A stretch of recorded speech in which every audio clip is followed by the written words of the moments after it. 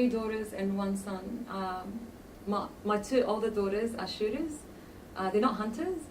I've tried getting them into the hunting way, but they just don't want to shoot animals, which is understandable. You know, they've got their own choice. I would never force them into it.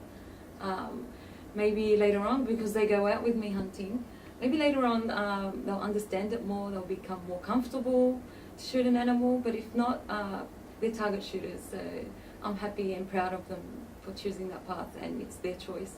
My 2 younger ones want to become hunters.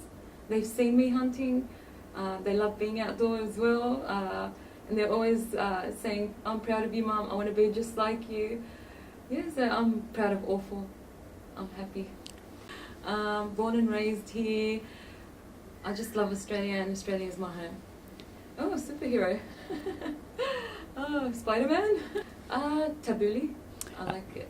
It's great next to any meat. So I love my meat, but I love having my tabbouleh next to it as well. Solo. Even though I love Australia in all, but my favourite part is Bundeena in the National Forest of New South Wales. Bundeena is my favourite. You know, every time I'm bored, I want to have a look at a deer.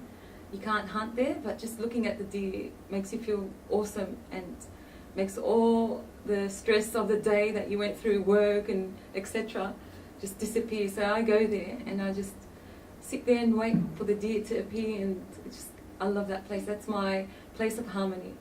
So yeah.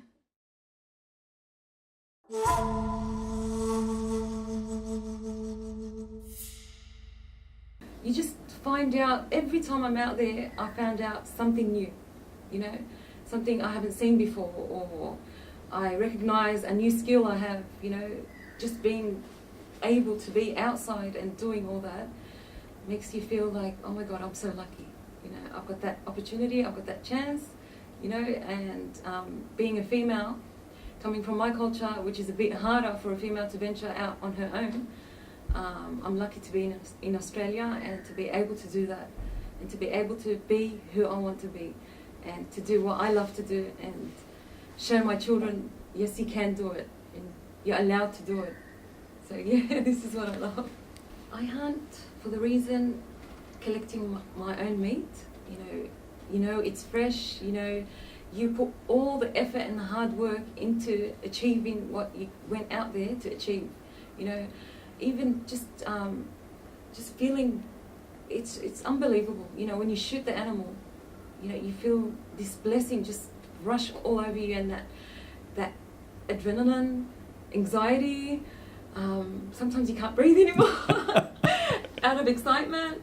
It's not just about fun, knowing that you're bringing back meat home and you're going to cook it for your kids, and you know, you're feeding them quality, not anything that's fake and, you know, that's looked after the wrong way and collected the wrong way and injected the wrong way. You know what I mean? Like, just bringing back fresh meat is the ultimate thing that you're after, you know. And just being out there also around that surrounding brings back that amazing feeling that you're alive and you're able and capable of bringing back your own meat, you know.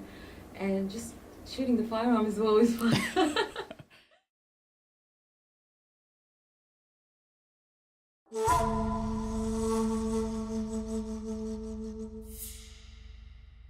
My go-to for like little ferals and, you know, is a 22 Magnum that I've got, which I love, and I always bring on every hunt with me, just in case, because when I go hunting, I go for one thing, and that's meat. So when I collect what I'm after, then I start looking for feral, you know, especially when the property owner has asked us to, you know, they've got a problem with ferals, you know, ruining their crops or their chickens or their sheep, you know. For example, foxes are the main, you know, the main trouble that the farmers all have. Yeah. You know? So after I hunt what I'm after, I go after the foxes and the, you know, the feral rabbits and things like that that are affecting the actual farm. So yeah, and then I love taking my 243 also, which is good for goats, you know, when I go for goat hunting. And goat meat is amazing. They stink, but they're good.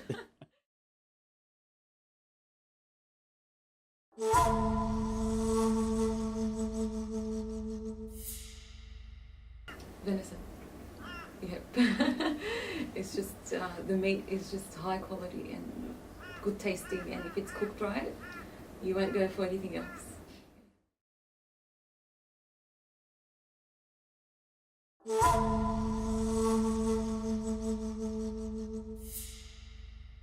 Oh, at first they're shocked, you know, like especially from my culture.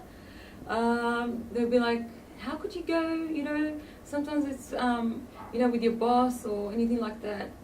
I'll be like, "I know how to hold myself. I know how to look after myself. You know, I'm capable.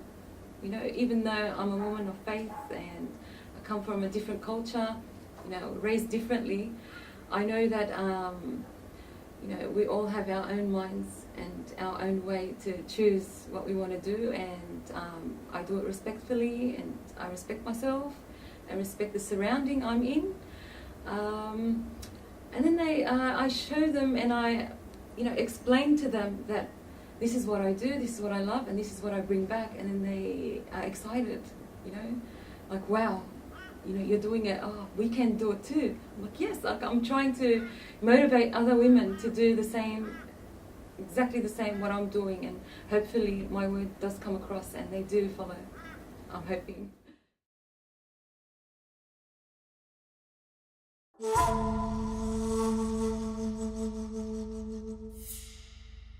Well, first of all, you've got to get your firearms license. So I got that. I went out with my friend as well, you know, shot a few times with the rifles, understood what each one felt like, you know, and I, you know, made up my mind I want to get a 22 for my first. You know, it's a good rifle for the first, you know, and you learn how to handle it and the kick and things like that. You know, you just adjust yourself holding a rifle. So I went out and applied for a PTA, chose my rifle, put it on lay-by, waited for my PTA to arrive. As soon as I got that, I rushed straight to Safari Firearms and got my rifle.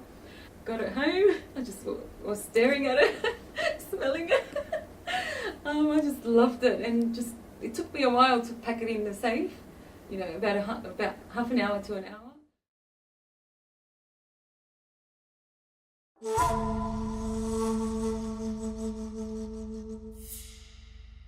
Accomplishment, you know, that feeling that it's exactly like when you're sitting doing a test, and you know, you get the nerves and everything just rushing through your body, and then you get your test done, you get the results, and you're shocked with the results that you got. Like, you never thought you're capable of getting those results, and that's how I felt like when I shot my first animal with the rifle, and it was fantastic, as if I passed the test with full colours.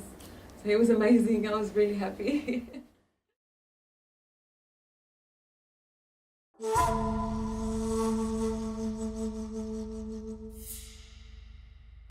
I'm hoping that it would spread more, you know, attract more women into the industry and show them that it is safe. You can handle a firearm safely, and there's no need to fear it, no need to fear people who shoot as well. You know, we need more people in that industry to come and follow what we do. You know, when you're target shooting, it's a sport. You know, you're not harming anyone, yourself or anyone around you, or an animal if you're into target shooting.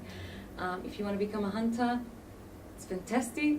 You know, you're capable of bringing back your own meat instead of going to the store and bringing meat from the store, you know, and it just gives you that accomplishment of returning home, knowing that you went outside, you shot an animal that you're after, and bringing back the meat.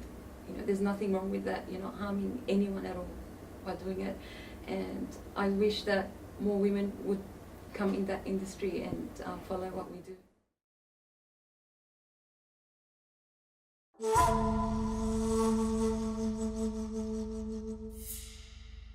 That the tougher the law is, the harder for criminals to have access to firearms. No, that's not true. You know, if someone's bad, they're going to be bad whether we like it or not, whether the law says it or not. They're going to do it no matter what. So to put more pressure on us that that are law-abiding and don't do any harm to anyone, or just collecting or target shooting, and why do we always have to suffer the consequences? It's not fair. It's getting tougher on us. We're not doing anything wrong. It's our responsibility to look after our firearms, and we're doing it the right way. So it's unfair to put all that pressure on us where we don't deserve to be treated that way. What's